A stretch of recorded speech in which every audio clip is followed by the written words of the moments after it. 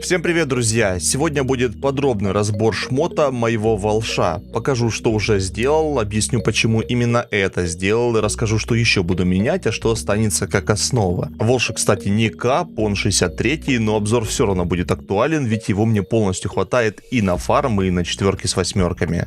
Сам обвес сделан под максимальный жир, это деф, хп и резисты от расы элементов. И в конце отвечу на самый задаваемый мне вопрос, почему не уворот.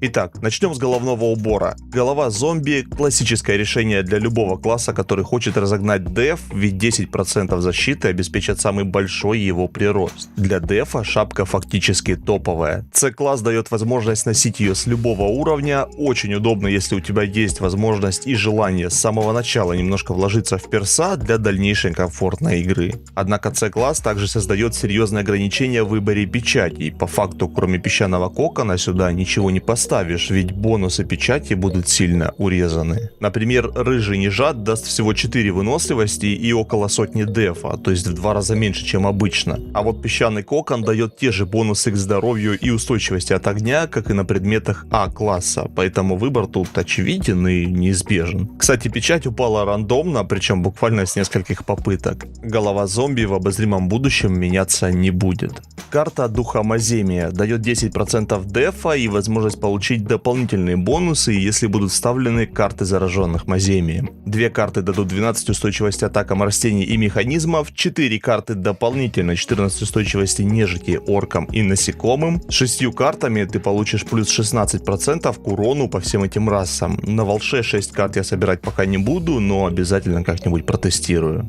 Почему именно Маземий? Потому что это очень дешевая альтернатива высокой заточке. Тратишь немного, но устойчивость к урону получаешь значительную. Правда, приходится жертвовать возможностью выбора других карт и жить с негативными статами зараженных карт. Например, карта зараженной рогоножки. Нужна для сета Маземия, дает ненужные волшу 6 рейтинга шанса крита и прям токсичные минус 2 дистанции атаки. Снижение дальности серьезно так усложняет жизнь в роли саппорта, поэтому на переговорщик пришлось ставить печать виртуозного снайпера. 3 дальности хоть немного нивелируют снижение дистанции. Сам переговорщик, понятно, выбранный за 7% к защите. Лучше аксессуара для дефа просто нет. Останется он на волше навсегда, ну или до введения какого-нибудь 70 уровня. Накидка судного дня, плюс 11, синяя печать выносливости, не персональная, ее я не делал, купил за 8 лямов прямо с рынка и считаю, что цена была очень так занижена. Хоть доспех и 48 уровня, с ним спокойно можно бегать и на капе. Карта древней улитки шла в комплекте, дает 160 хп и 1% к дефу за уровень заточки. На плюс 11 очень даже вкусненько. Карта костяного кошмара будет намного лучше, но ставить я ее не собираюсь, потому что буду менять доспех. Этот, конечно, очень годный, но 63 и 65 тела лучше. Кстати, пока не решил, какой именно доспех буду брать. 65 дает хорошие статы, а 63 резисты от всех элементов. В общем, еще предстоит все высчитать. Перчатки шерифа. Брал из-за 5 выносливости, хотя и 10 атаки тоже не лишние. Печать крутил рандомно и просто офигел с того, что выпал рыжий лунатик. 7 ловкости мне по боку, но вот 2 восстановления маны при ударе настолько облегчают жизнь. Ведешь парик, спамишь штучкой и у тебя всегда фулл мана. Просто обожаю.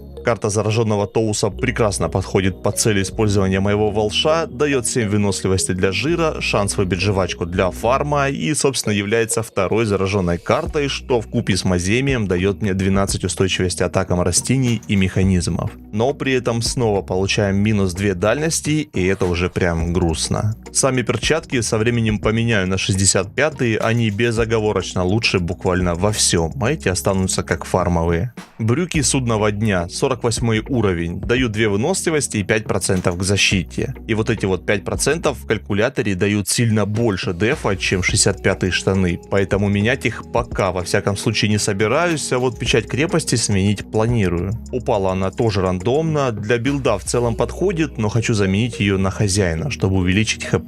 Карта зараженного щупальника еще одна причина оставить штаны Б-класса, потому что дает 2 выносливости за уровень заточки выше 6.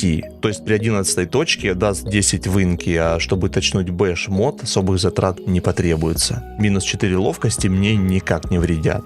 Сапоги Декамона. Делал именно из-за дешевизны и 5 выносливости, но скажу прямо, это была ошибка. Первая же усыпалка на волше дала понять, что сапоги нужны беговые, хотя бы путешественника, потому что отставал я просто дико. Менять их буду обязательно, но уже на 65-е боты с печатью стального ботинка. Раз уж не сделал шнурки, заморочусь уже с каповыми. Синяя печать гонца хоть немного облегчает жизнь.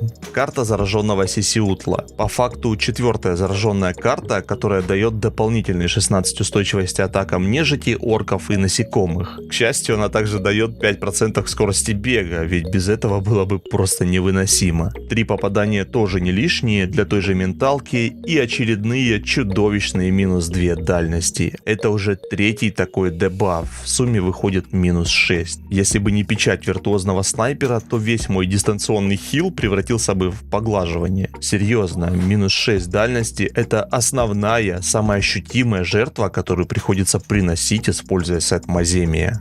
Дальше. Амулет 4 стихий. Кроме ожерелья стойкого духа 65 уровня, это лучший амулет для волша в жир. 4 устойчивости 4 элементам — это в среднем 3% порезки урона. Такого значения не даст ни один плюс 11 амулет в игре. Даже стойкий дух лучше только из-за 10 выносливости. Менять его буду только под карту фараона, то есть не скоро. Печать муравья воина рандомная, буду ловить нежада. Карту ставить буду старого снегобея ради 9 выносливости. В общем, амулетик откровенно не готов. Пожирающие душу кольца. Для разгона дефа топовые, стоят копейки, поэтому меняться будут только в случае переделки на уворот билд. Печати друида для тех же нужд. Кстати, печатал их сам, и оба кольца вышли очень дешево. Если интересно, ссылка на видео, где они делаются, будут в описании. И карты свирепого и голодного люпуса, взятые из-за 8 выносливости и 8 устойчивости атакам животных. А это у нас рогоножки на потаге и мясе и добрая половина остального севера. Для фарма и отводов очень эффективно. Тотем исцеления, тут, конечно, классика. Дешево, эффективно и да, будет меняться на тотем насмешника на капе. Печать гробовщика упала рандомно, решил оставить, ведь 12 устойчивости атакам нежити серьезно так помогают на отводе потага. Карта тыквы дает 5% скорости бега и шанс на вторые нули. Менять я ее не буду, карта очень крутая, повышает комфорт на пробегах и иногда спасает, казалось бы, в безвыходных ситуациях. Нет, я не оговорился, карта дает мне не 3, а 5% скорости бега. Как это работает, можешь посмотреть по ссылке в описании. Древний идол. 4% к дефу и 8 устойчивости атакам хаоса. Пока бегаю в билде в жир, менять его не собираюсь. Карта матерого клешнегрыза понятна, превосходная карта для фарма и синяя печать крепости. Вот эта печать не рандомная. Печатал сам через сердца Аркона и слил 4 идола, пока не поймал крепость. До этого падал всякий хлам вроде устойчивости, хотя разок сердечко так и сжалось от неперсон фиолки, но печать, к сожалению, оказалась бесполезной. Кластерный орб. Делался как проходной под текущий уровень. Неплохие статы, неперсональная синяя печать металлера, на этот раз вышла с первого раза. И карта полярного морока. 8% к защите и 4 устойчивости к 4 элементам. Превосходная карта для ПВЕ танка и волша. Орб, конечно же, будет меняться, буду брать 63 из-за восстановления энергии. И, наконец, оружие. Холодное объятие. Силовой браслет 63 уровня. Плюс 9, 2 мумии, минотавр, неперсон синька черного ангела. Просто превосходная пуха, которая не будет меняться вообще никогда. Кстати, я ее не делал и не покупал. Это такой царский подгон от игрока с ником Бикса. По шмоту все, теперь по статам. 19219 хп, почти 1400 атаки, 15700 защиты, это 57,5% порезки урона, попадание, уворот, крит. Тут вроде цифры есть, но их смело можно считать нулевыми. Дополнительно, дистанция атаки 9 метров. Как я хилю на мясе, расскажу чуть позже. И теперь самое интересное. Устойчивость. Входящий урон снижен от огня на 19%, от воды, земли, воздуха и хаоса на 15%, от животных на 7%, растений на 10%, нежити 20%, орков 12%, насекомых 12% и механизмов на 10%.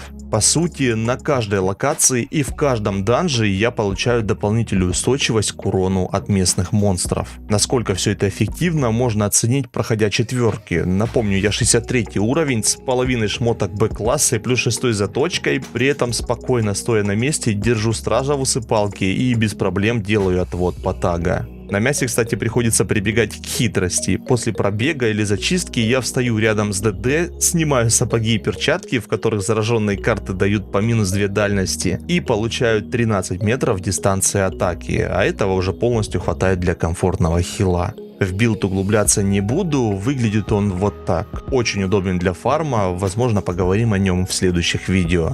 С разбором закончили, пришло время ответить на самый задаваемый вопрос по волшу, который мне писали, ну не знаю, раз 20 точно. Почему ты делаешь волша не в уворот? На самом деле, думаю, этим вопросом хотели узнать, считаю ли я, что деф лучше, чем уворот. Так, наверное, звучать будет правильнее. Так вот, я глубоко убежден, что уворот билд на волша с рыжими печатями, 65-ми шмотками и высокой заточкой гораздо эффективнее, чем билд в деф с теми же вложениями. Почему? Потому что, делая уворот билд с каповым шмотом, ты получаешь и уворот, и устойчивость к урону, ведь у волша есть куча обилок на живучесть. По сути, ты получаешь все и сразу. И тут логично спросить, почему я этого не делаю, да потому что это дико дорого. Смотри, я делал волша для фарма и данжей. С моим текущим обвесом я спокойно собираю практически любую локацию и на четверках, восьмерках могу выполнить любой отвод или пробег. И весь мой шмот без учета пухи обошелся примерно в 130 миллионов голды. А чтобы сделать хорошего волша в уворот, 130 миллионов не хватит даже на одно кольцо.